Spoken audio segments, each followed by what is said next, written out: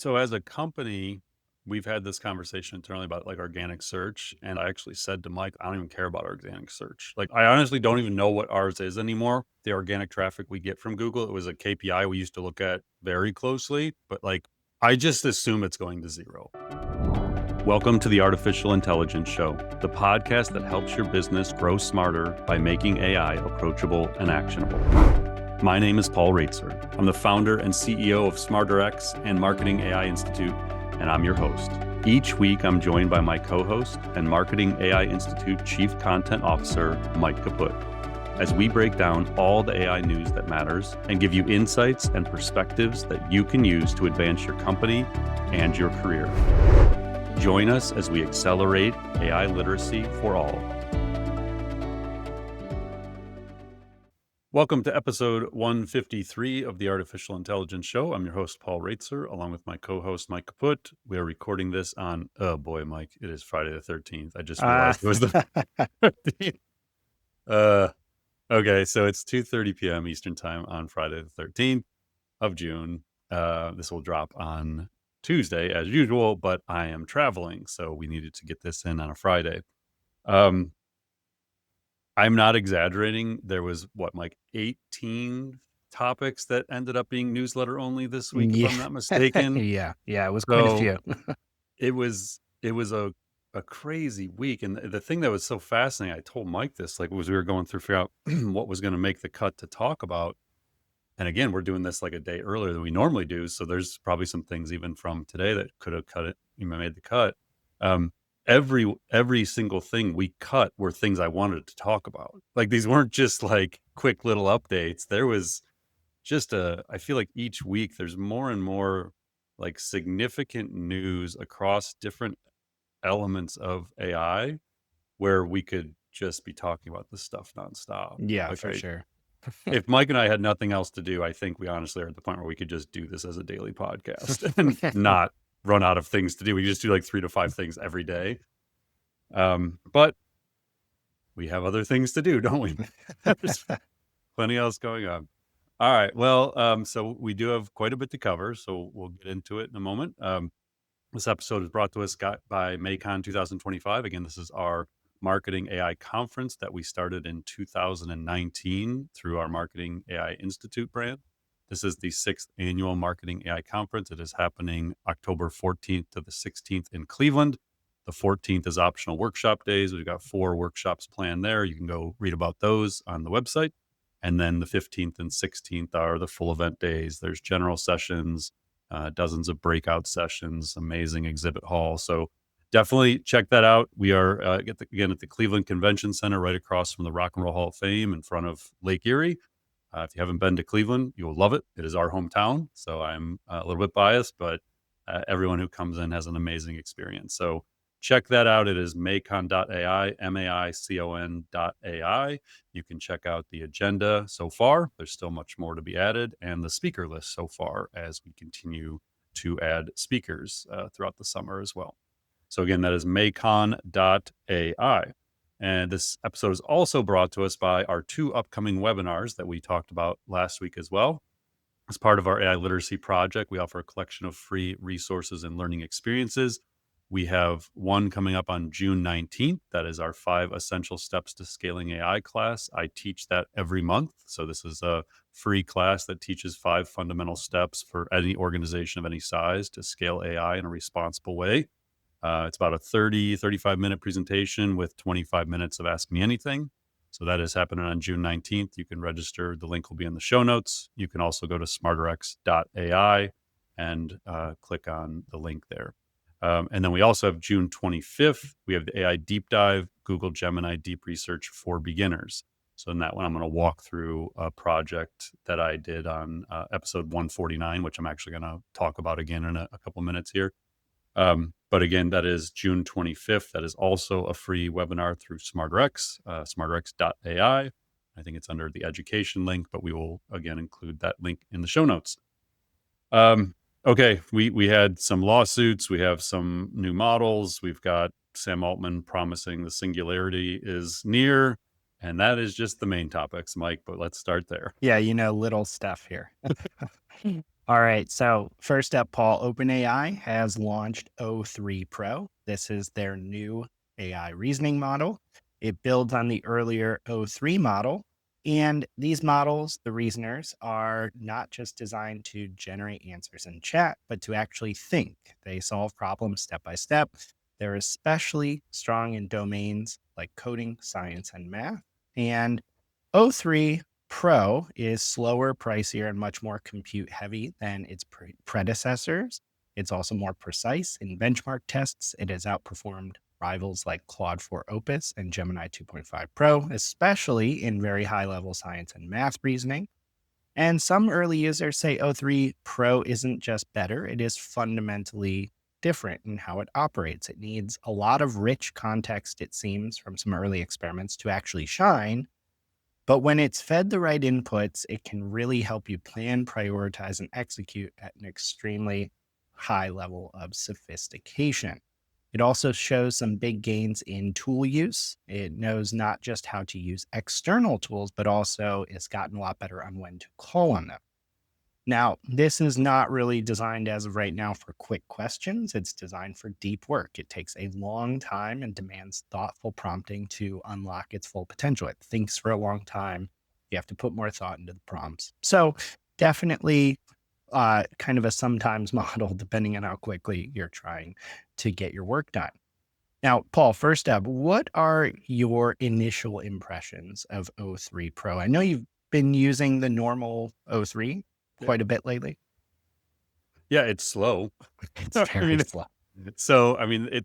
the main difference is it just takes longer to think, which then enables all these benefits. But yeah, I mean, you and I think both use O3 all the time. Certainly when I'm using deep research, which I use all the time, both within Google Gemini and OpenAI GPT, their deep research product. So O3 is like fundamental for that. Honestly, Mike, like when I looked at the show notes for today, I was like, wait a second, O3 Pro is just this week. Like I was like really, I don't know if I just had a crazy week or what happened, but it just felt like it had already been like a month Right. since this happened. So I had to dive in because I was having some personal confusion. I was working on updating a couple of custom GPTs, which we'll kind of talk about at the end today. But as of June 12th, which is yesterday when we're recording this, you can now choose custom models in your custom GPT. So prior to now, 4.0 was like the standard model that worked with all the GPTs, and we used, dozens of GPTs all, within our company all the time. And so I was having to rebuild Problems GPT, which is one I introduced last year for a workshop I'm going to be running. And so I started going, I was like, oh my God, like now you can pick all these models for the GPT. And as the creator of it, you get to set like a recommended model, but your users can actually choose whichever model they want in the Mm, GPT, which then maybe is like, well, is it even going to work if they choose and I still actually don't know the answer to this because I've been in testing all morning. Um, so I found a web page that we will put in the show notes that is from OpenAI. It's a models page, which is actually really helpful because you can compare the models. It's like when you're shopping for an iPhone and you want to compare like the 16 Pro to the 16 to the 14, whatever. This lets you do side by side comparisons. And they also kind of break down their different models. So there's, I don't know, it's like 8 to 10 categories, but the main ones are their reasoning models, their flagship chat models, and this is their definitions, their cost optimized models, and their image generation models. So follow along at home or in your car or on your walk, wherever you're doing right now. Follow along with me for a minute of like what these each are, because in our ChatGPT team license right now, which is what we use at SmarterX, there are 8 models to pick from when I want to go in and do a chat. So let's start real quick and we'll put in context what o3-Pro is by doing this. So reasoning models are their O series models. Now, this is from OpenAI. O series models that excel at complex multi-step tasks. Now, the way I often teach this is why reasoning is relevant. It involves the ability to think logically, analyze situations, evaluate evidence, and solve problems. In simple terms, it makes the models more intelligent, generally capable, and human-like. So for perspective, the first reasoning model we all got access to was o1 in September 2024. That was anybody who was at MACON with us that year. I guess that was just 8 months ago. They introduced that about an hour and a half before Mike and I were going on stage for the closing keynote. So o1 came in September 2024. o3, they skipped o2 for IP purposes. Somebody else owned o2, had a trademark on it. o3 came out April 2025. So this is all sounding kind of like recent. It is. Like Mike and I talked extensively about it then. So these reasoning models enable multi-step problem solving. They enable us to see the chain of thought that the model is going through. That's kind of the magic now of watching these models think and seeing how they think. In theory, it reduces hallucination and errors, gives greater contextual understanding. They can perform higher level cognitive tasks, and then their ability to draw conclusions and make decisions. So OpenAI explains o3. So again, if you go into ChatGPT today and you click your drop down what model you want to pick, o3 it defines as uses advanced reasoning. In their model page, it says it's a well-rounded and powerful model across domains, really good at math, science, coding, visual reasoning, also excels at technical writing and instruction following. They say to use it for multi-step problems that involve analysis across text, code, and images. From a specification standpoint, it has 200,000 context window tokens of context, 100,000 output.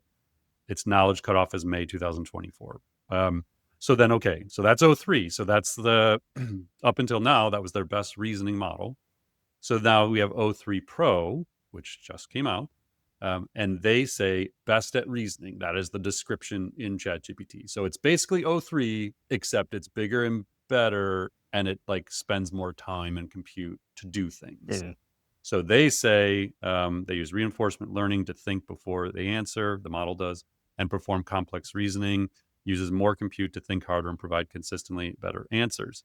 It has access to tools that make ChatGPT useful, like the web. It can analyze files. It can reason about visual inputs, write code, understand code, personalize responses using memory, and more. They recommend it for challenging questions where reliability matters more than speed, and waiting a few minutes is worth the trade-off. They say in expert evaluations, reviewers consistently prefer o3 over o1 in every tested category, and especially in domains like science, education, programming, business, and writing help.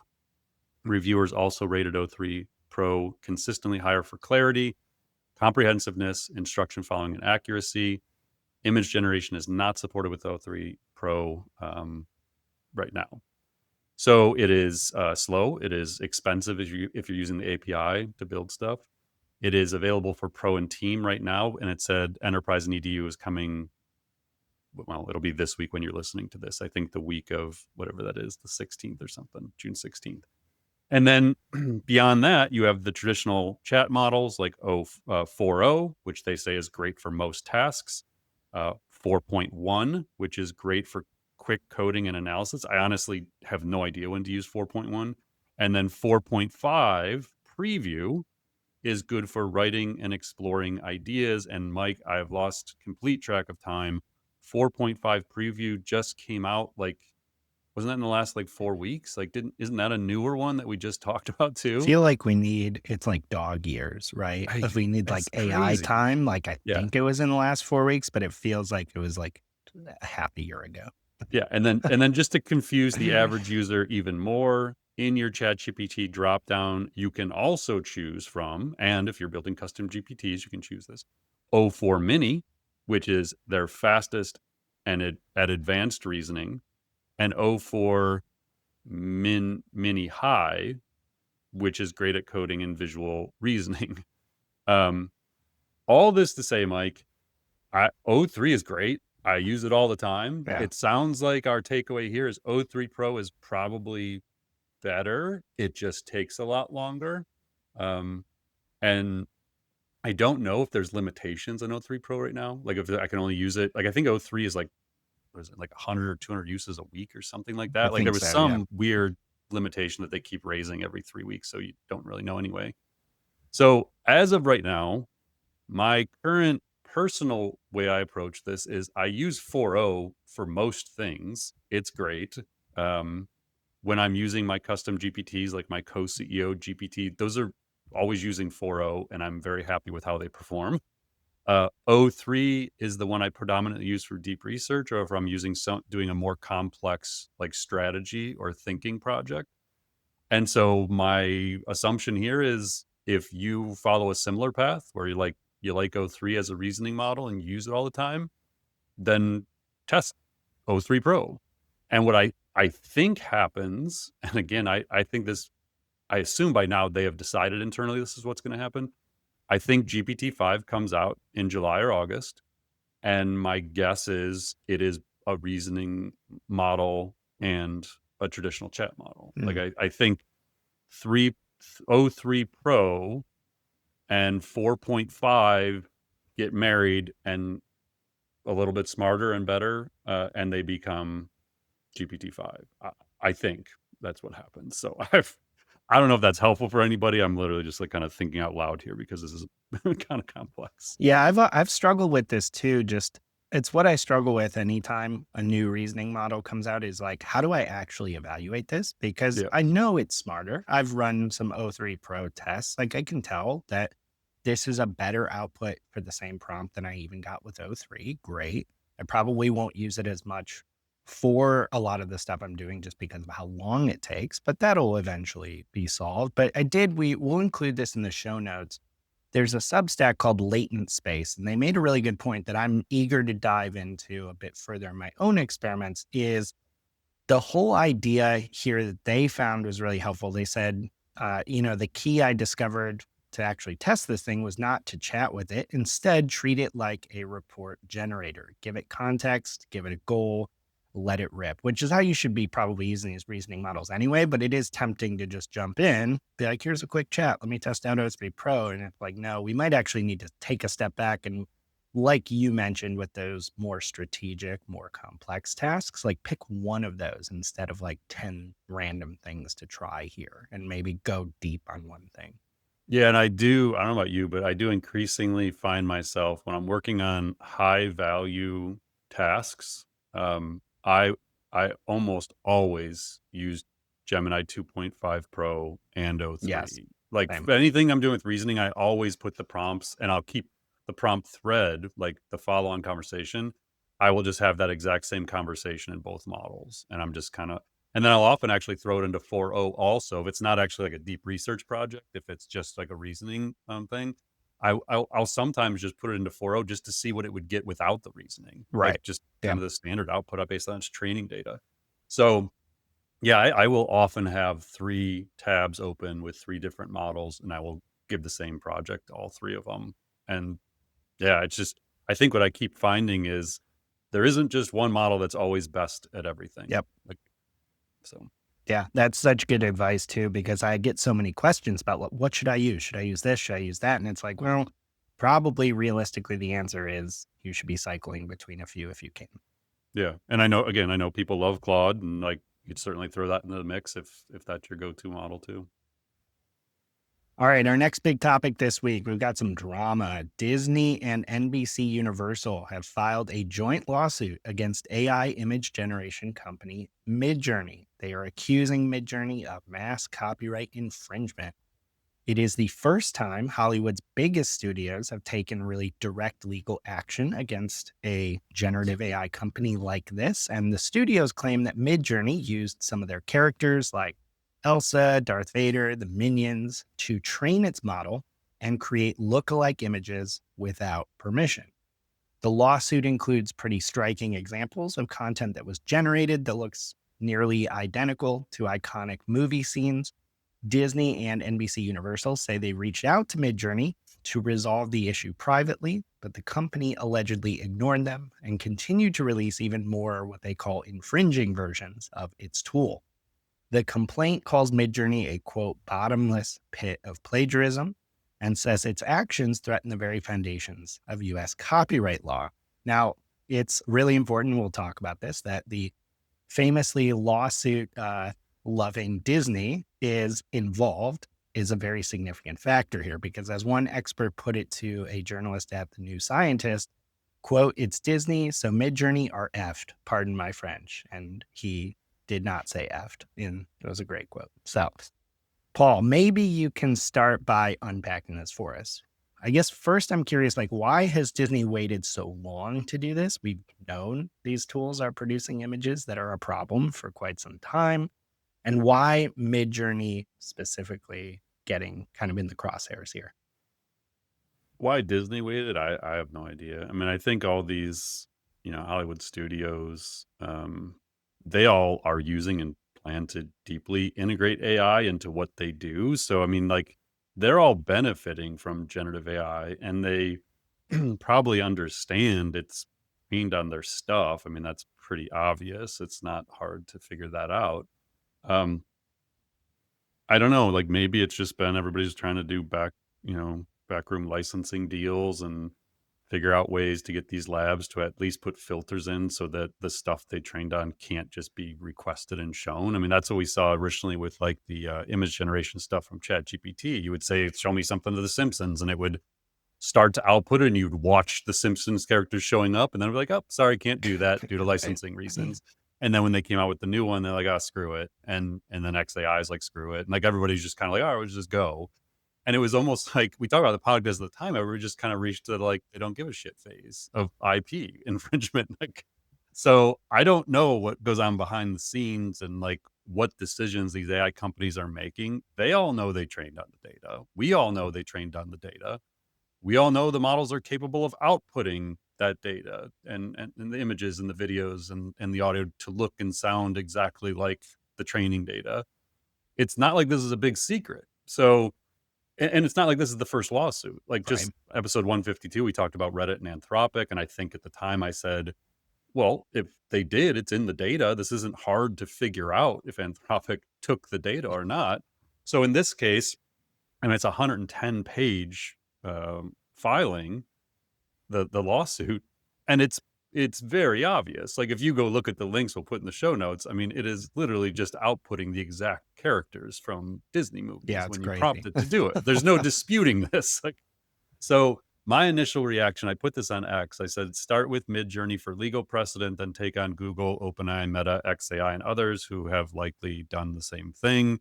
Uh, Ed Newton Rex, who we have mentioned numerous times on the podcast, the CEO of Fairly Trained, and he notoriously left Stability AI over his disagreements with how they were doing using copyrighted materials. He was the VP of audio at Stability AI prior to leaving, and he's very, very vocal on X, defending the creators basically.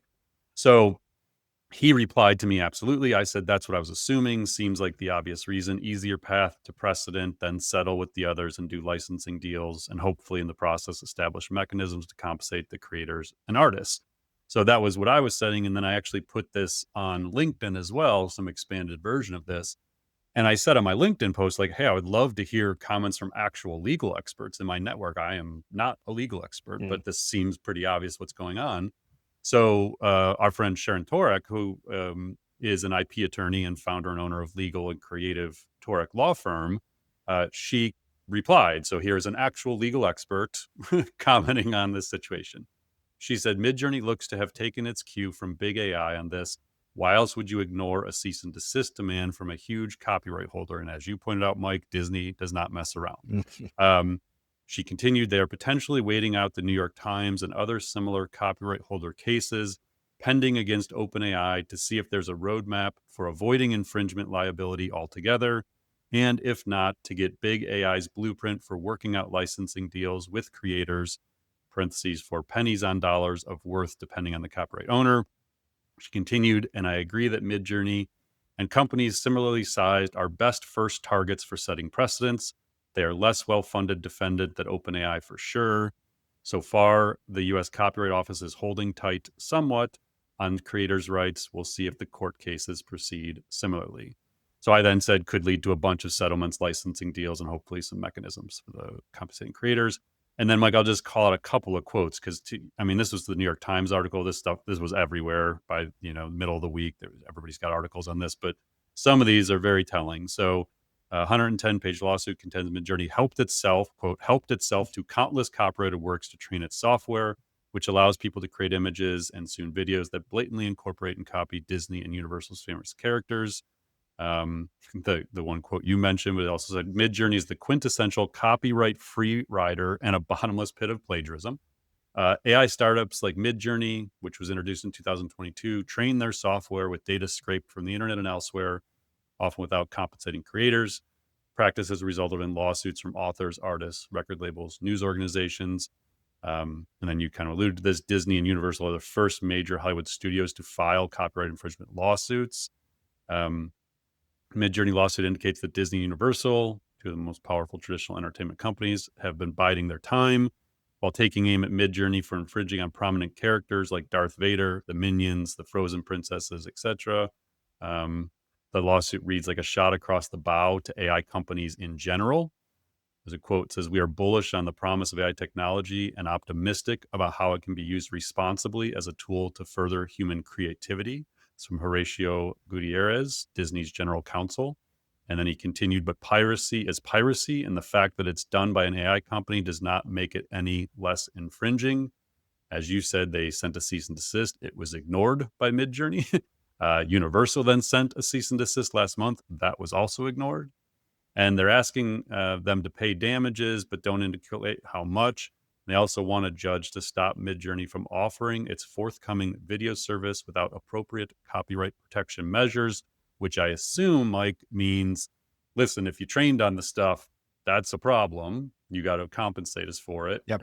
But you need to stop it from being able to be created when asked for. Which then took me to the VO3 thing we ended last week with, and the fun of like these models and these stormtrooper vlogs and like all this funny stuff. And like, even with the image generation, the ability to like take pictures and turn them into anything you can imagine, the Studio Ghibli thing we talked about. Like, I am constantly in this personal struggle, Mike, of it is so fun to do these things and it is hilarious to look at them. And like, it is a lighthearted side of AI. Yeah. But it is also the work of creators that is being stolen to make all this possible. And I sometimes just really struggle with my own personal use of it and enjoyment of it, knowing that this is all happening behind the scenes. And I think it's like both things can be true here. Yep. I think creators should be compensated. I think the model company should take more responsibility. And I also think it's awesome technology that drives creativity and is entertaining as hell. And with Disney owning Star Wars, that Stormtrooper vlog guy, whoever made those, he's like Yeah. deleting his account and leaving the country right now or something after seeing It- these lawsuits come through. I mean, unless Google has a deal with Disney that I don't know about. But Yeah. I mean, Midjourney's cooked. Like I don't know how they don't just go under. Like I don't know. Like if Disney wants them gone, they're gone. Is basically I think the premise here. Like I don't know how they can't win the lawsuit. Like, Right. maybe some legal precedent gets set that said it was okay to steal all this stuff and recreate it, and we change copyright law completely. Like I guess that's a possible outcome. But again, I'm not a lawyer. I don't understand how anyone could win a case like this. Yeah. Like it's Yeah, they might be hoping for a Hail Mary from the current administration, especially with their work around removing people in yep. charge of the Copyright Office that are putting out stuff related to fair use. So, Well, that one would not shock me. Like, I mean, that is probably like there's a greater chance of that happening than them winning this case straight yes. outright, I would say. All right. Our third big topic this week, we have gotten a couple indications that AI insiders aren't just focused on artificial general intelligence, but possibly artificial superintelligence. So, first up, Sam Altman published an essay titled The Gentle Singularity, where he argues the singularity, which is this hypothesized point where AI surpasses human intelligence, he argues it has quietly begun. In the essay, he argues that humanity has crossed what he calls the event horizon towards digital superintelligence. But what's interesting is this is all happening a bit quieter than anyone expected. We don't yet have robots on the streets or superhuman AI running things, but AI systems are outperforming humans in lots of cognitive tasks. And the phase we're entering, he says, will feel more like acceleration than disruption. He outlines a near future where scientific breakthroughs arrive faster than we can imagine. And by 2027, he predicts robots will be handling real world tasks. By 2030, productivity could be an order of magnitude higher than it was in 2020. Now, he calls this kind of a gentle singularity because each of these wonders, he argues, is just going to quickly become kind of normal life. We get used to all the progress, it just becomes mundane and we go on living our lives.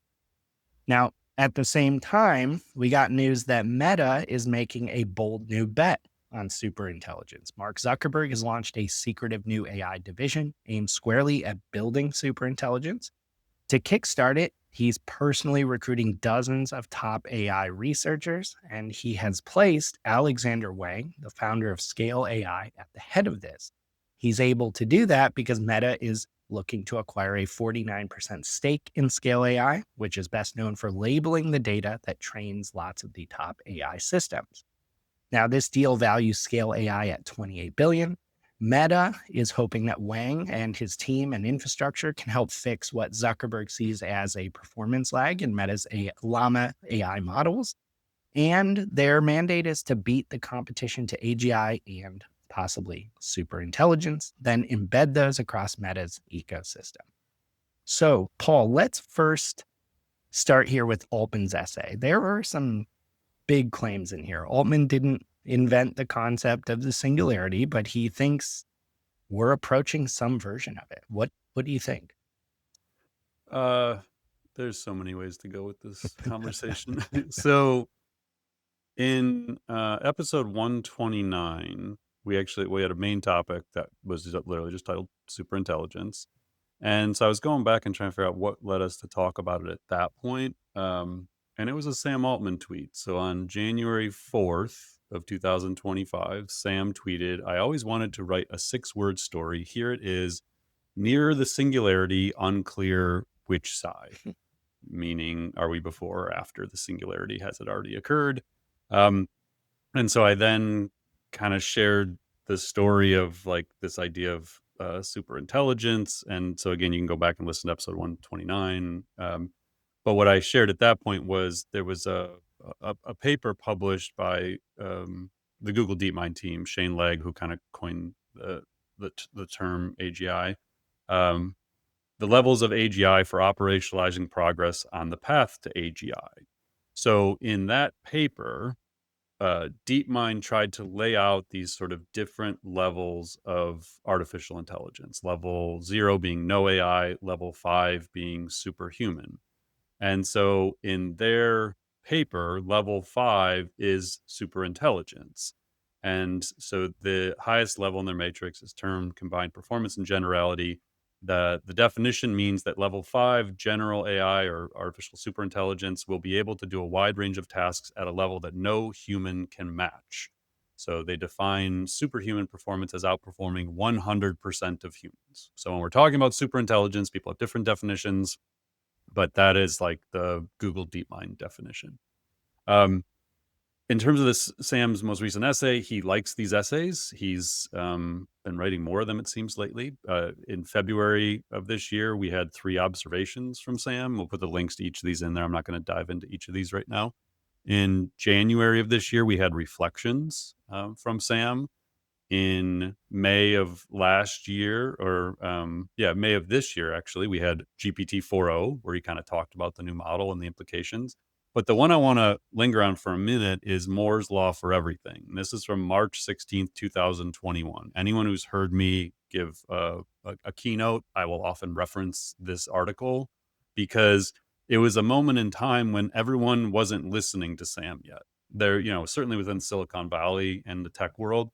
But generally speaking, when Sam wrote things, it didn't like change the world and people's perspective on things. So I'm just going to read a couple of quick paragraphs from this one because it sets the stage for the gentle singularity one. So again, March 2021, Moore's Law for Everything. Altman wrote, "My work at OpenAI reminds me every day about the magnitude of the socioeconomic change that is coming sooner than most people believe. Software that can think and learn will do more and more of the work that people do now. Even more power will shift from labor to capital. If public policy doesn't adapt accordingly, most people will end up worse off than they are today. So again, remember, this is a year and a half before ChatGPT. Think of what he was saying, what he was predicting, and the time period we find ourselves in. So he continued in the next 5 years, which would put us up to 2026. Computer programs that can think will read legal documents and give medical advice. In the next decade, they will do assembly line work and maybe even become companions.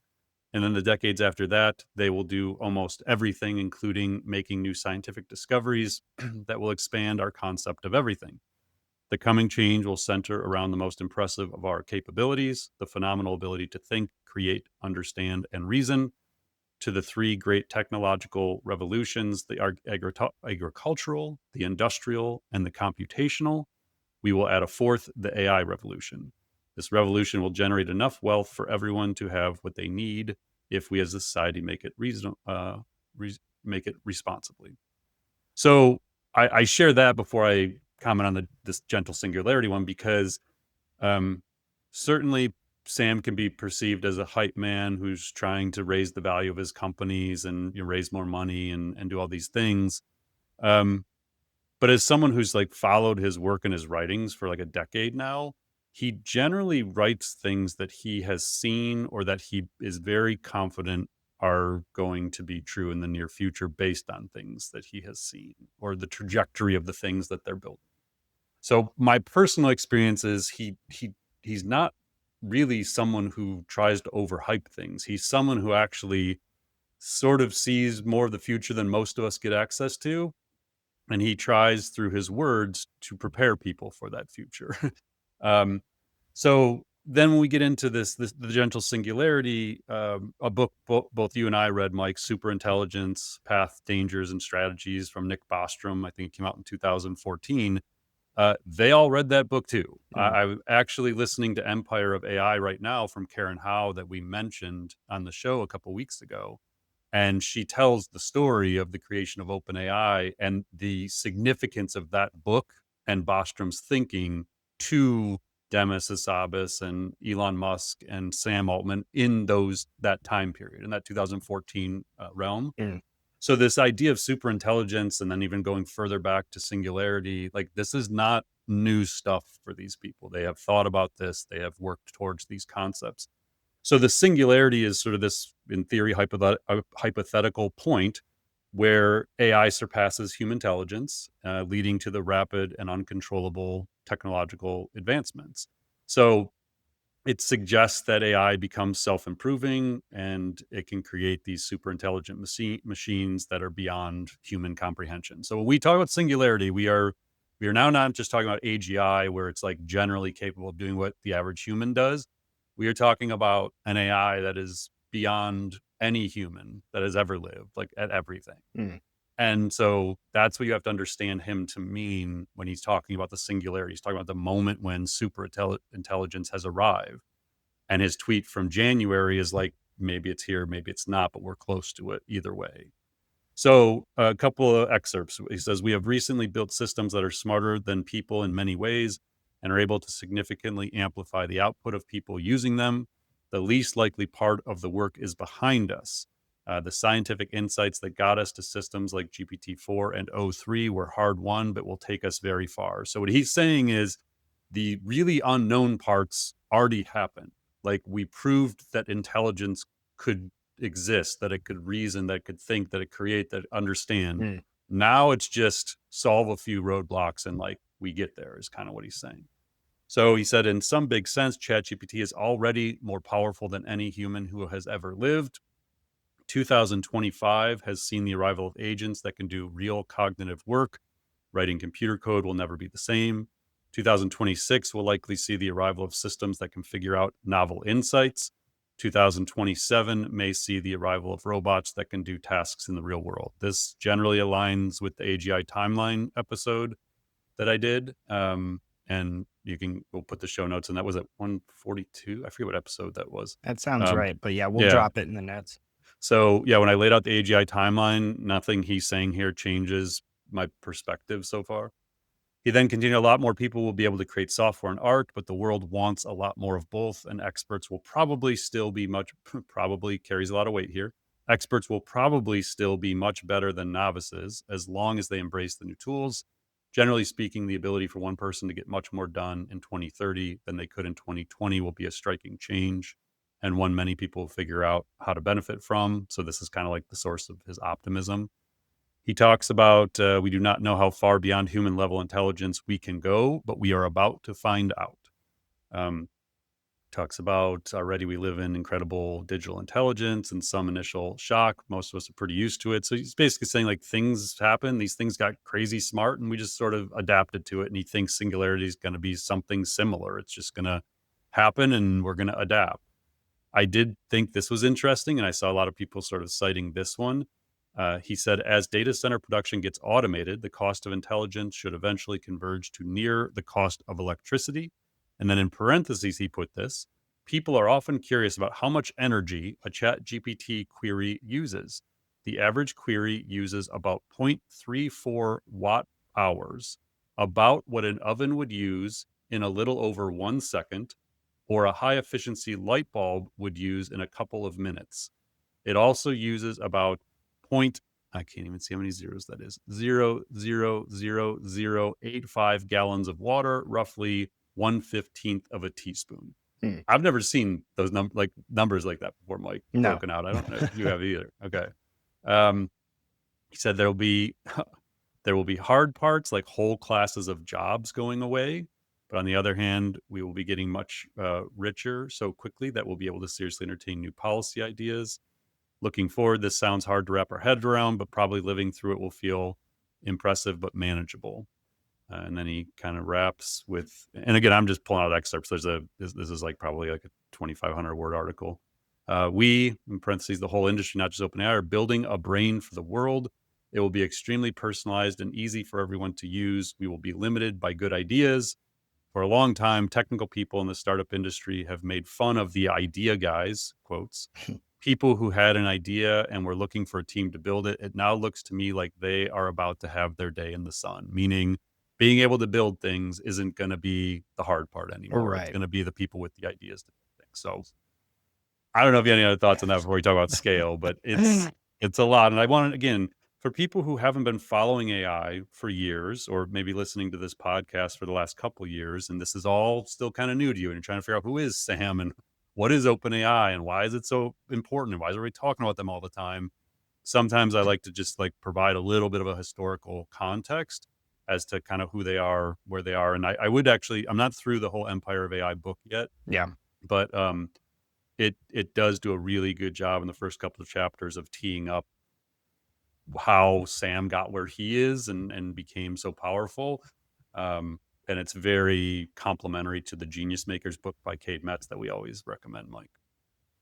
Yeah, the only thing I'll say here is I love Sam's essays typically, and I agree with you. I don't really read into these like, oh, he's hyping anything up. But I do have to say that when you write that there are very hard parts like whole classes of jobs going away, we probably won't adopt a new social contract all at once. But when we look back in a few decades, the gradual changes will have amounted to something big. And then in the same breath, you say, it'll probably feel impressive but manageable to live through is insane to me. Like we're speaking out both sides of our mouth here, and I No get doubt. what he's getting at. And I don't think it's necessarily malicious, but we glossed real hard over these parts. Yeah, and I think, Mike, it's like we see this with all of, I mean, Dario Amodei is the only one who's sort of broken Exactly, the right. thread lately. But I mean, Demis Hassabis, who is, by far the guy I admire the most in the space, he constantly is like, yeah, man, this is going to happen really fast and we're not ready. And like, it's going to be amazing. We're going to solve all diseases and travel the universe. But like, it may just destroy jobs. Like, I don't, and it's for philosophers and, sociologists and economists to figure out. So, yeah, I think that a lot of these leaders have to have this like undying optimism Yep. that what they're doing will change the world in a super positive way, and that there's going to be hard parts, but at the end of the day, they believe so deeply that what they're doing will have a net positive impact on society that they have to do it, and like they hope someone else figures out how to pick up the pieces along the way. And I'm I by don't no know. means a doomer about this. I'm very excited too. Yeah, I just think like we've had way smaller disruptions to jobs that have had huge impacts on society than what I think's coming. So agreed. all right, let's quickly talk about Meta's ambitions here Yeah. because they are specifically calling this new effort like a super intelligence lab. They are talking about, kind of pursuing AGI, but also the super intelligence issue. There's the whole scale AI thing. What's going on here? So Alexander Wang, we have talked about numerous times on the podcast. I went back and looked. We had episode 139. Again, we'll drop links in anytime I cite these different episodes. We'll always drop the links in. But we talked about Wang's role in a report titled "Superintelligence Strategy," Mhm. which was designed to address rapidly emerging risks of superintelligent AGI. So he co-authored this report with Dan Hendricks, the director of the Center for AI Safety and an advisor to XAI and Scale AI, and then Eric Schmidt, the former Google CEO and chairman. So it's just interesting. He played this role, and like we're trying to figure out how to keep AI safe while accelerating this. And they proposed a framework that mirrors Cold War nuclear strategies, calling for a balance of deterrence, non-proliferation, and competitiveness. So that was just a few months ago. In episode 117 in October 2024, I think that's when we kind of like introduced Andrew Wang, and I was saying like, hey, this is a name you guys should know. Our listeners should be aware of this guy Mm. because at age 27, he had become a major power broker in the AI industry. So the company Scale, just for a little perspective, they have employ hundreds of thousands of hourly workers to fine tune data for AI models. They position themselves as a hybrid human AI system for producing high quality data at a low cost. There was a interview we cited at the time where he talked about like the three pillars of AI. He had done a podcast interview, and those three pillars being the models, the compute, and the data. The compute has been powered by people like NVIDIA, so that's where the chips come in. The algorithmic advances, like the models, those have been led by the large labs like OpenAI and others. And then the data piece of those three pillars, that was Scale. So he basically positioned Scale as like a data foundry. Um, for context on his view on jobs and AGI, because I think it becomes very relevant in this instance, he said it at one point 80 plus percent of jobs that people can do purely at computers, so digital focused jobs. This is how he's defining AGI. AI can accomplish those jobs. It's not imminent. It's not immediately on the horizon. So on the order of 4+ years, but you can see glimmers. And depending on the algorithmic innovation cycle that we talked about before, that could be much sooner. So this is somebody who, again, is like very, in on the AGI talk and his timelines. The deal itself is pretty unique. So 14.3 billion is the actual final investment from Meta, according to Bloomberg. Values Scale at 29 billion post money, but steals their CEO from them and some of the other top talent from Scale. So this is very similar to like what we saw with Inflection and some of these other acquihires, where Microsoft or Google, which did the character.ai, the big labs, the big companies that probably can't get through regulatory on an acquisition, a straight acquisition, they just acquihire the top people from that company. Said company continues existing, but without their top leaders. And so that's what happened here. So they put in, it's worth 29 billion post money. They had 870 million in revenue in 2024, and they're expecting 2 billion in revenue this year. Um, Wang will stay as the director of the board. They announced a new interim CEO, Jason Droge, who is the founder of Uber Eats, and it was a venture partner at a VC firm. Meta's taking 49% stake. And then, as you kind of illuminated, like it's a large part because Meta was just struggling. Yeah. Like Zuckerberg, I think, was embarrassed by the launch of Llama 4. We talked in the last 2 weeks about a total reorg of Meta's AI teams internally, and Zuckerberg like does not want to lose, and I don't think they've made the progress he was hoping when he pivoted last year from their metaverse and the 10 billion they put into that it's going to be chump change compared to what they're going to put into trying to win at AI. I mean, they're going to be spending hundreds of billions of dollars on this initiative. If he's the guy to do this or not, I don't know. Like, I don't know him. I've certainly seen some opinions that he's more of like a frontman CEO who's great at raising funding and building relationships, and maybe not like the technical lead per se Mm. for this kind of thing. But I don't know. But like we said last year, this is a name to watch, and here we go. Like 8 months later, he's now one of the probably top 10 most important people in the space. We'll have to do like a predictions episode at some point where we I did feel like our every predictions. episode we're kind of making these Yeah. weird predictions without calling them that, Yeah. like, shutting down the internet. But we'll get to that one in a minute. All right, let's dive into this week's rapid fire. First up, we have a few more reports of what we call people saying the quiet part out loud, so to speak. So, first, we got a profile in the New York Times about the AI startup Mechanized, which we first mentioned on episode 145. This is a company that, according to one of its founders, has the goal of fully automating work. The profile outlines how Mechanized is building training environments where AI agents simulate the daily tasks of jobs like software engineering and learn through trial and error. And if the agent succeeds, it gets a reward. If it fails, it tries again. And they hope to basically teach AI how to do all these white collar jobs. They say full automation of the economy is a 10 to 30-year project, but there's no plan for what happens to the displaced workers in the meantime. At the same time, the CEO of gig work platform Fiverr did a very blunt interview on the 20 VC podcast with Harry Stebbings. In it, among many other things, he said that a failure to adapt to AI will lead to people becoming poor or a burden on society. He said he tells his team the expectation is they should aim to automate 100% of their work so they can free up 100% of their time to focus on tasks that cannot be automated. In one aside during this short but impactful interview, he argues that thanks to AI, quote, copyright is dead. Essentially, it is dead. It's a notion from 1710 and it's dead overnight. Last but not least, we also got reports the CEO of AI defense tech company Palantir says he is worried AI could unleash, quote, deep societal upheavals that many in power are ignoring. Paul, this is just another story in this ongoing narrative about AI's impact on jobs. Why are all these leaders feeling more comfortable saying this stuff? I feel like if we had been hearing this 6 to 12 months ago, people would be freaking out. Yeah, if the Fiverr CEO sounds familiar, that was episode 147. We talked about his internal memo, and in that he wrote to his team, AI is coming for your jobs. Heck, it's coming for mine too. So this is not like the first time we're hearing from him.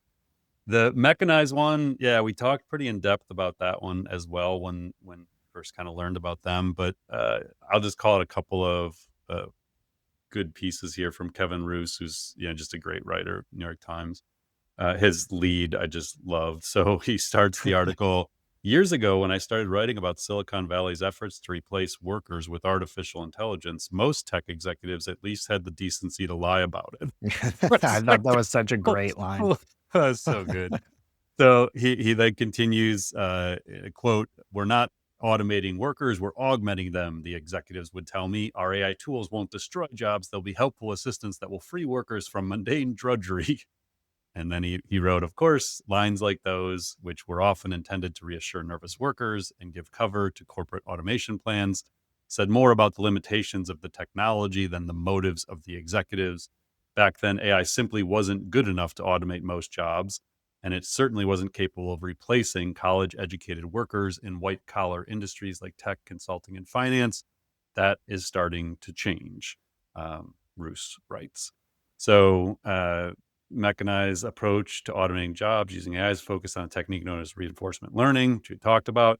This is exactly what I was saying. I don't remember what episode it was where I said, I'm not even convinced that the current models aren't already AGI if you just provide reinforcement learning on top of them for industries.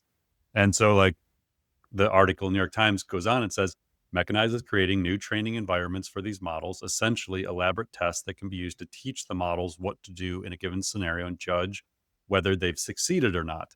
Mechanized is starting with computer programming, an occupation where reinforcement learning has already shown promise, but it hopes that the same strategy could be used to automate jobs in many other white-collar fields. This is exactly what I was saying. Like, Right.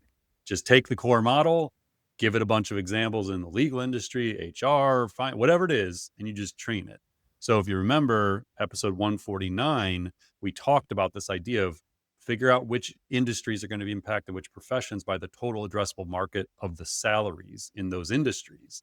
And so the webinar that we talked about at the beginning, the deep dive into deep research, I was used deep research to create a project where the hypothesis was this exact concept. So the prompt I gave deep research then was, I have a theory that today's most advanced AI models could already be considered AGI if they are post-trained on data specific to jobs and professions.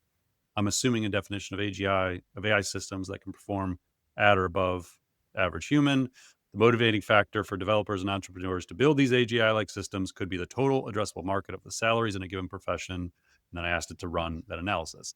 So here you go. This is Mechanized is doing this exact thing. And my guess is by this time next year, there will be dozens of these kinds of companies that are doing it for specific verticals and specific industries. It again, like, I think some point last year, I finally was like, I don't understand why people aren't talking about AI's impact on jobs. And we sort of had that like moment where I was just kind of like, why aren't we talking more? I feel very, very similar to this. Like, a year from now, people will look back and be like, well, of course that was going to happen. Okay, well, why aren't we talking about it? Like, this is inevitable that this is what happens. This is how venture capital works. Like, you find massive markets, you take tech, you train it on that industry, and you eliminate jobs. Like, this is, I can't comprehend how this isn't actually like understood and being proactively addressed. Like, this is absolutely what is going to. And here's an article that tells you it's what they're doing. All right. Next up, CNBC has reported that OpenAI has officially crossed the $10 billion mark in annual recurring revenue.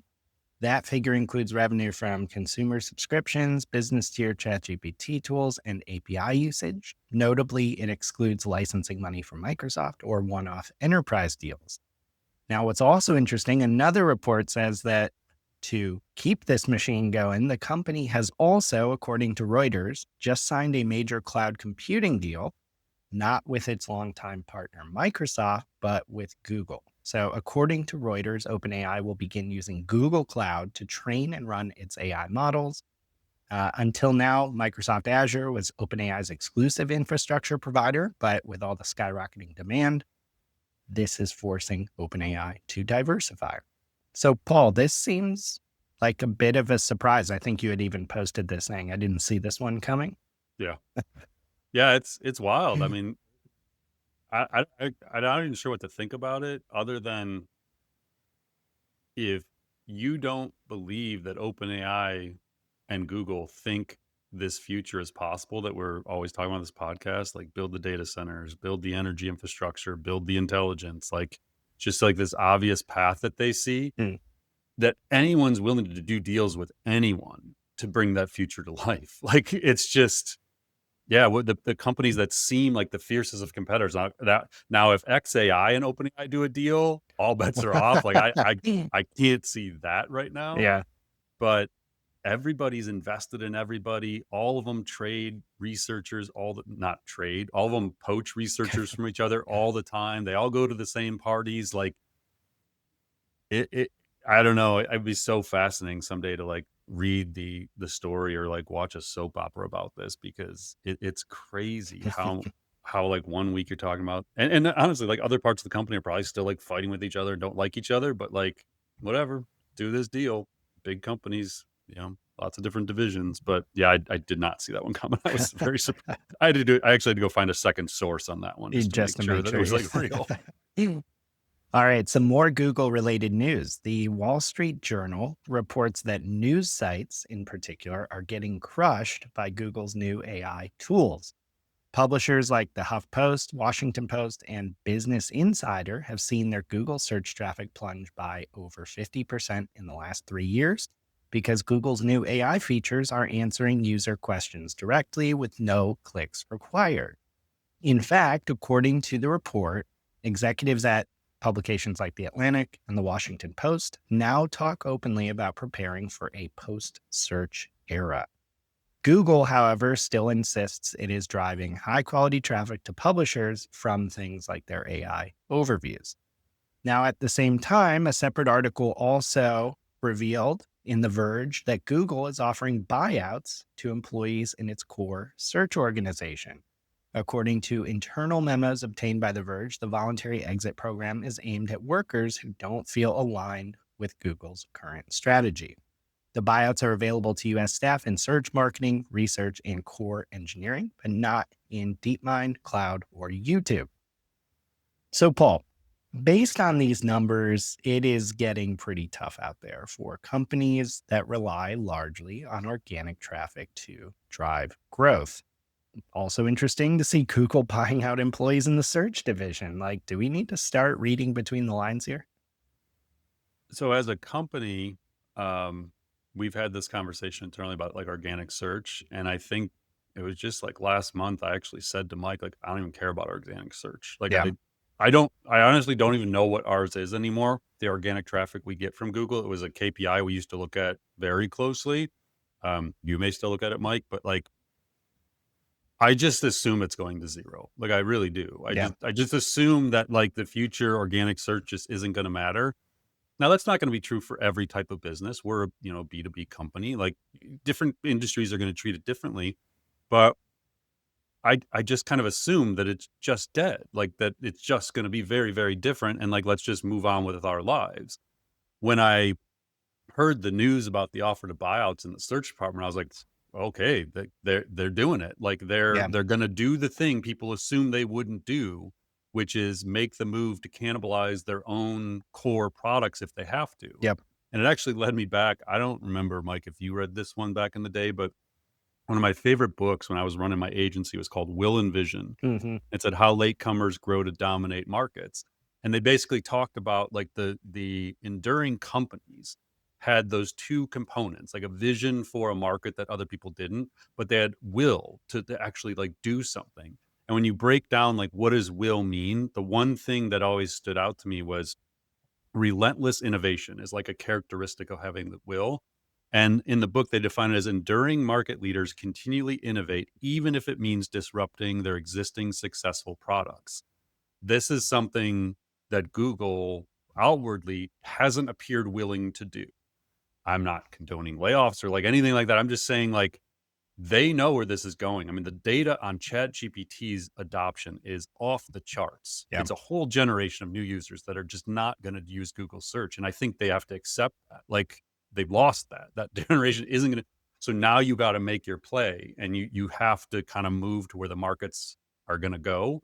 So you need that vision and you need the will to disrupt yourself to get there, or else you're going to get obsoleted in the thing that you've owned for 25 years. Next up, Ohio State University is going all in on AI with a bold new initiative to make AI fluency a core part of every undergraduate degree. Starting this fall, all first year students will begin learning how to use and think critically about AI, regardless of their major. According to an announcement from Ohio State, quote, all undergraduates will be introduced to generative AI basics in the required general education launch seminar. Gen AI workshops will be integrated into the first year success series, part of the university's required survey course that helps students acclimate to college life. Additional workshops will be offered to equip students at all levels with experience in AI tools and application. And the new Unlocking Generative AI course will be offered and open to all majors. Students will gain essential skills to interact effectively with AI, craft prompts that inspire creativity, and explore AI's impact on society. Apparently, faculty will also get support too, including funding and resources to weave AI into their courses. And Ohio State is also developing hackathons, internships, and prototyping workshops to help students across all levels build with AI in real world contexts. So, Paul, this is obviously, kind of in our backyard. Still early on this. We've only kind of got an announcement to go on, but this does seem really interesting. I kind of found myself nodding along as I read through this approach. Yeah, I couldn't love this anymore. I mean, I almost went to Ohio State. I was really, really close. I went to Ohio University, but I'm a big Ohio State fan. So I love that it's happening in Ohio, our home state. But I just love it as a blueprint. Again, to your point, Mike, like they haven't done it yet. This is like a plan that they have. But in terms of a blueprint for what to do at higher education, and not even just higher education, like high schools and Yeah. even potentially grade school, like this is exactly what we've been saying needs to be happening. So I had there was a university I talked to back in like 2019 or so, and I told them like you need an intro to AI class and everyone has to take it. Like every major needs to take it, and then like you can then carry it through. So I mean, it's been a few years, but like I'm really happy to start seeing this happening at universities, and I hope it happens at more. I mean, we're heading into the 25-26 school year. I hope we hear a lot more about schools that are doing these kinds of things. Yeah. And I especially love the teach the teachers part. Like that is the fundamental thing to success. You cannot do a program like this where you aren't starting with the teachers, professors themselves. And I think the issue they're going to run into is you're going to have a whole bunch of professors who don't want to be a part of this. Yes. Like, and schools are hard to change. You have tenure, you have lots of roadblocks to implement this well, but it's got to start somewhere. And this seems like a really good starting point. Yeah. I haven't dove too deeply into what all these major schools are doing, but this felt like one, which I don't always feel like I see, where it it was just baked into everything. It wasn't just Yeah. like a new major or like a possible course. It's like, oh, okay, like you are going to be AI is going to be infused into everything you are doing as a first year. Yep. Yeah, and like I said in past episodes, like if I was a parent and I had a kid who was heading to college, or like going into senior year of high school, like Ohio State just jumped to the top of my list Yeah. of places I would like them to look at. Now, this next topic is actually from a story back in May, but it's been flying pretty far under the radar. So we thought it was kind of worth mentioning this week. Um, XAI is under fire in Memphis, actually, for running one of the region's largest sources of air pollution without proper permits. This is according to some reporting from Politico. In just 11 months, XAI's massive AI data center called Colossus has deployed 35 methane gas turbines to power its operations. And for context, those turbines generate enough electricity for 280,000 homes. But the problem is they also produce more nitrogen oxides, which are a key contributor to smog, than nearby power plants and oil refineries do. And apparently, none of them have pollution controls. And this does not help that this site is located in South Memphis. It's an overwhelmingly Black community that already struggles with high asthma rates and a history of industrial pollution. Residents have said they weren't informed about this project. They're now dealing with chemical smells, breathing issues.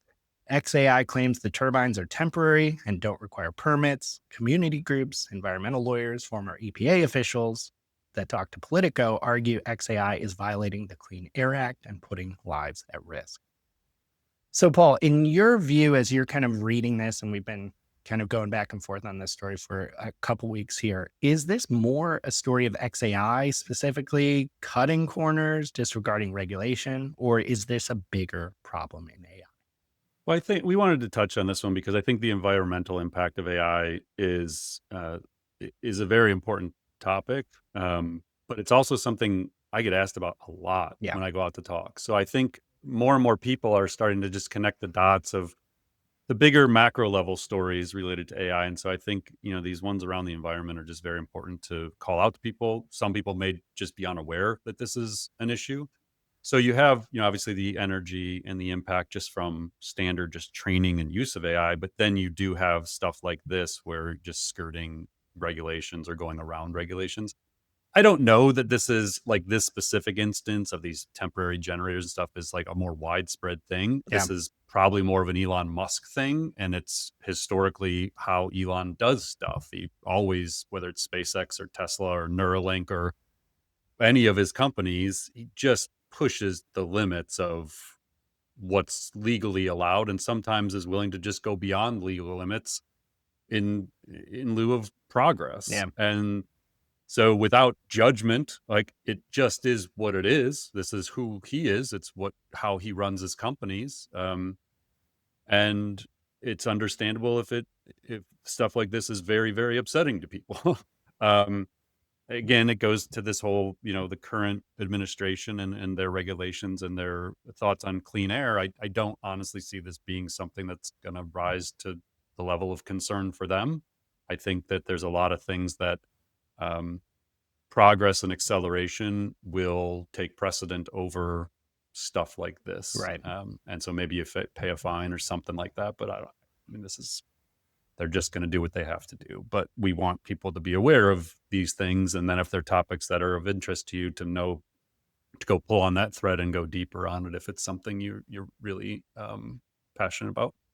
It's also just worth a quick reminder, just the story in general as well. Like, it's easy when you read about this stuff, if you're not really paying that close of attention, to think like, oh, okay, a data center. What are you upset about? Like, there's a bunch of Created 100 servers jobs. next to your house. Like, it's functionally an industrial facility, Yeah. It's like, for better or for worse, I'm not judging that, but like, this is not like a server quietly humming with like a Yes. light on in a dark room. It's an Yeah. enormous like factory like facility almost.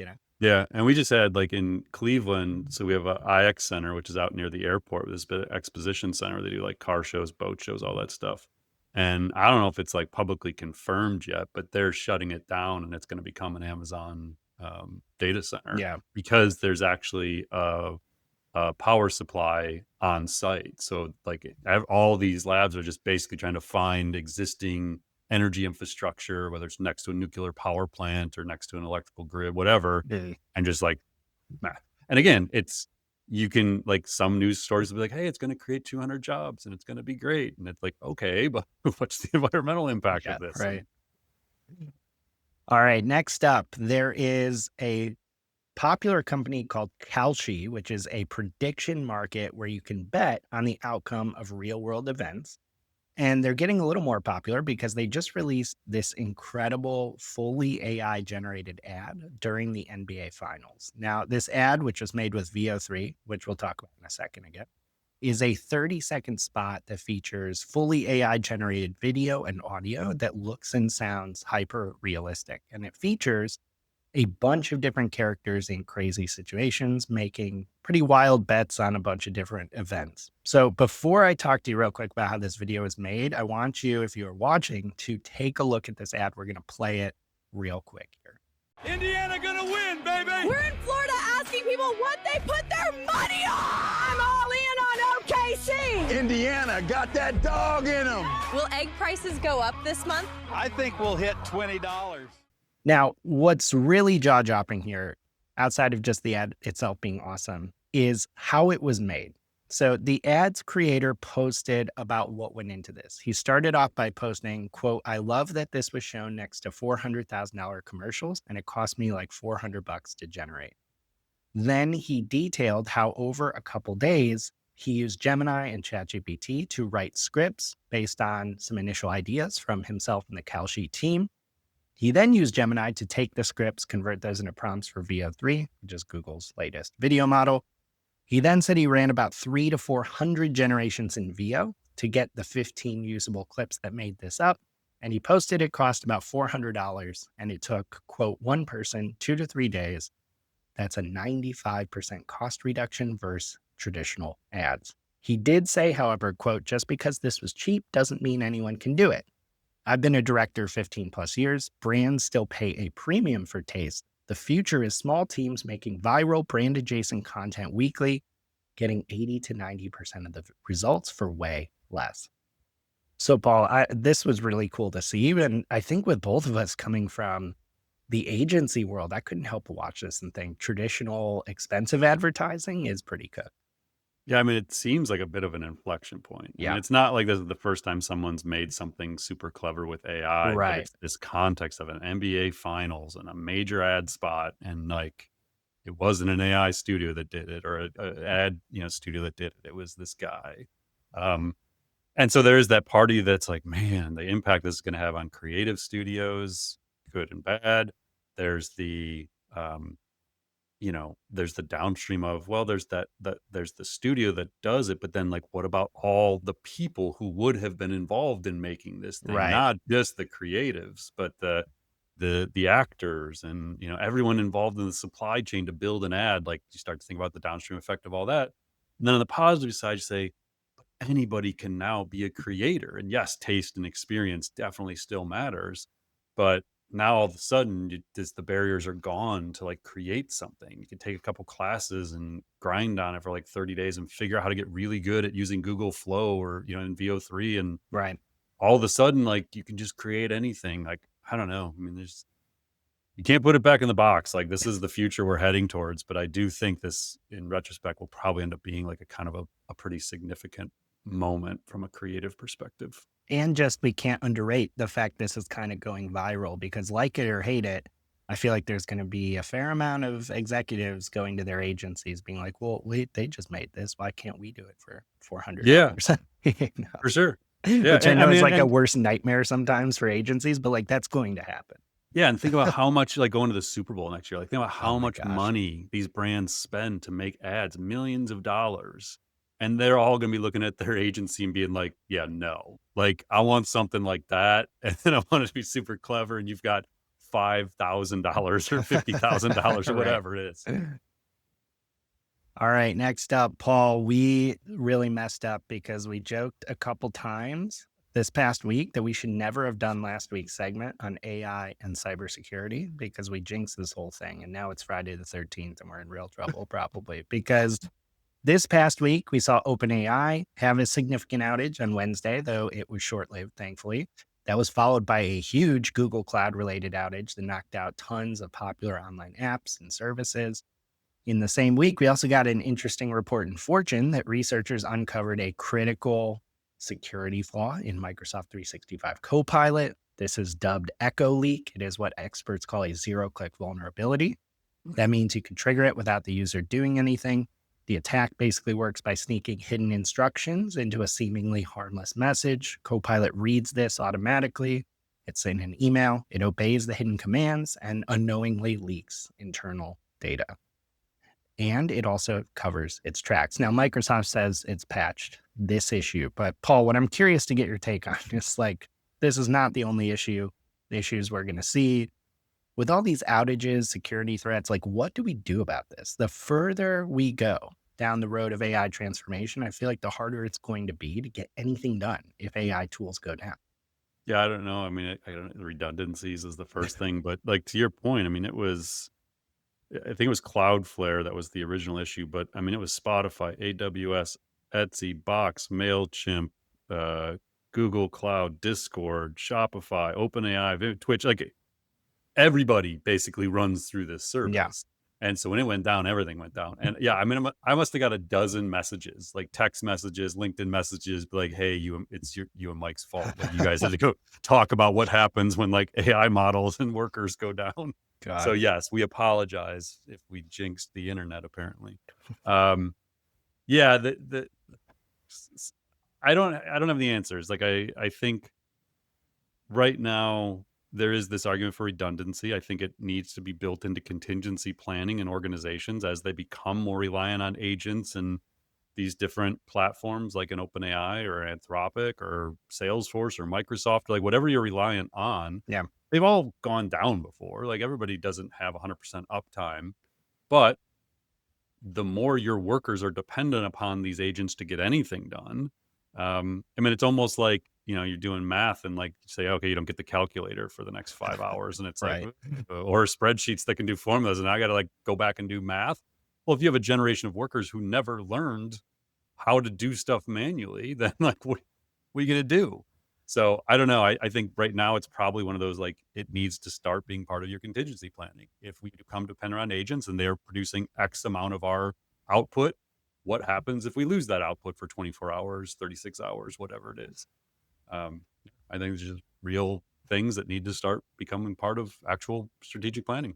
And maybe a small thing that can be helpful is like one of the best ways I think to be deploying AI in the first place is by really diligently documenting your existing workflows and then Yeah. trying to apply AI to that. So if you're going through that process anyway, at the very least, hopefully you have some documentation or can build some processes in place to have this stuff live somewhere where I can go find it if the Yeah. agent stops working. When we did our AI for B2B Marketer Summit and I interviewed Andrew Au from Intercept, Yeah. that was what he was saying. Like the first step for them as their agency was like clear documentation of workflows. And then once you have those workflows documented, then you can build the agentic stuff around it. But in this case, yeah, the workflows are critical just so you even know how things happen or Yeah. what these models are even doing that maybe you need to replace for a little while. All right, a couple more topics here to round out the week. This one is a tough one, but we got to talk about it. Meta is cracking down on apps that digitally undress people without their consent using AI. This week, Meta filed a lawsuit against a company called Joy Timeline, which had been running hundreds of ads for what they call, quote, Nudify apps across Facebook, Instagram, Messengers, and Threads. The tools are primarily marketed to men. They often target women, including celebrities. They've been linked to blackmail, sextortion, other forms of digital abuse, and some of them can end up in the hands of minors. So Meta says this company repeatedly tried to evade its ad review system. The company claims to have removed many of the offending ads, blocked related URLs, but it's getting harder to enforce as these apps use more and more sophisticated tactics to avoid detection. And it's not an isolated incident.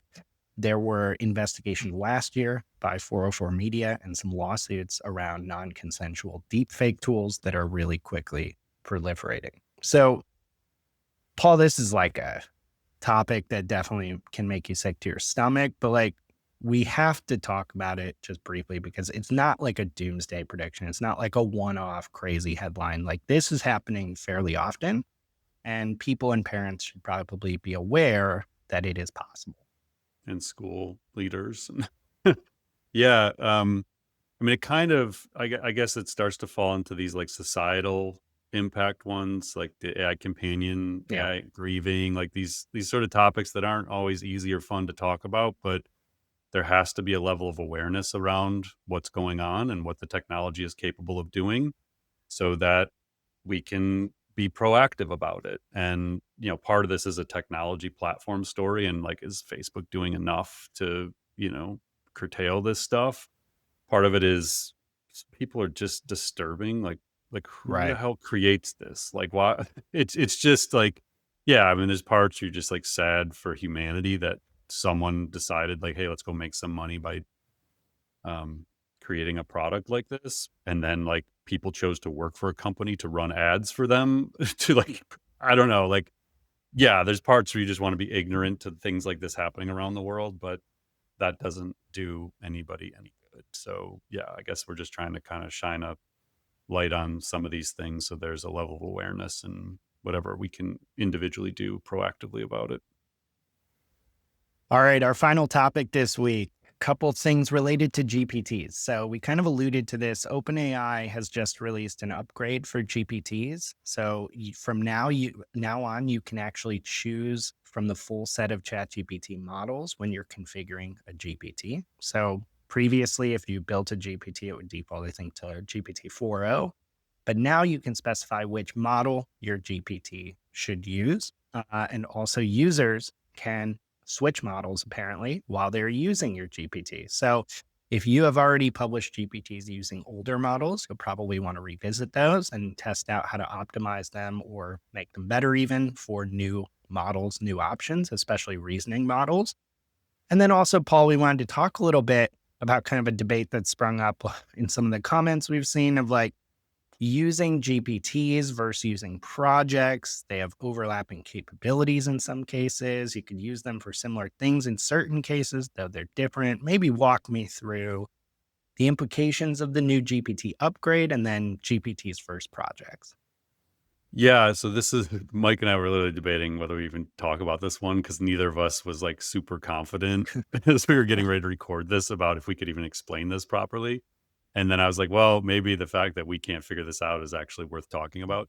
So I had put something up on LinkedIn a couple weeks ago about how custom GPTs were like a great starting point. And somebody commented like, yeah, they're great, but projects are better. And I was like, does he know something about projects I don't know about? Like I didn't think they were a replacement to projects or to GPTs. I thought they were like complementary in different uses. So I started like doubting myself. So I actually went into ChatGPT and I said, how do you know when to use each one of these things? Like, what is the difference and what's the similarities? And ChatGPT wrote something. And I was like, that doesn't even make sense. Like, that's not very good. And so I had to go do more research on my own again and go to the help pages. So I don't know, without making this a main topic, here's the gist of where I think Mike and I landed. Mike, if you're missing something, to say it. Projects basically function like folders in your drive. Like if you want to create different things, different files, share them in that same file so you can go back and reference those chat threads. So you may have 20 different chats that you've had related to, I don't know, let's say business strategy, and all of them live in a business strategy project. Yeah. And it could be about compensation, it could be about tech, it could be about whatever. So all of those live in a project, and that you can use deep research, you can use voice mode, you can, do images, like all of that just sits in a folder. So that's what projects is. They're basically like folders. GPTs is something you create where you're building an AI assistant that's tailored on specific instructions. You can give it files in its knowledge base, and then you can use that assistant for that specific thing, and you can share that assistant with other people. Right. So like internally at SmarterX, we build GPTs all the time, and then we share them with each other. Like here's a great one if anybody wants to use this one. Projects don't work that way. It's not like, hey, here's a great project. It's just a folder. So I think if I'm wrong, if someone from OpenAI listens to this and is like, hey, that's not how it is, then like one, put it somewhere on your website so we don't have to try and piece this together. But two, I would love clarification, but best I can currently interpret that is how to think about it. That would be my interpretation. I'm sure you could do the same things in certain cases in a project that you would in a GPT, but to me, the use cases are often a little different for each one. And the one thing that I would add that I don't know if they fixed yet. So let's say I'm using my co-CEO GPT, which I use all the time. I have a conversation in there about recruiting. I cannot take that one thread and move it into a project. So they don't let you take custom GPT chats and add them to projects, which is frustrating. Very frustrating. Yeah. And just one kind of final note here on these GPT updates, like I'm excited to be able to like switch the models that GPTs use, but the fact that the user can also switch them feels like a recipe for, I mean, I guess I'm not producing a lot of GPTs that like everyone, the general public needs to use, but this feels like a recipe for disaster because I don't even know how many people know how to select models correctly in the first place. Sometimes I don't even. So. Right.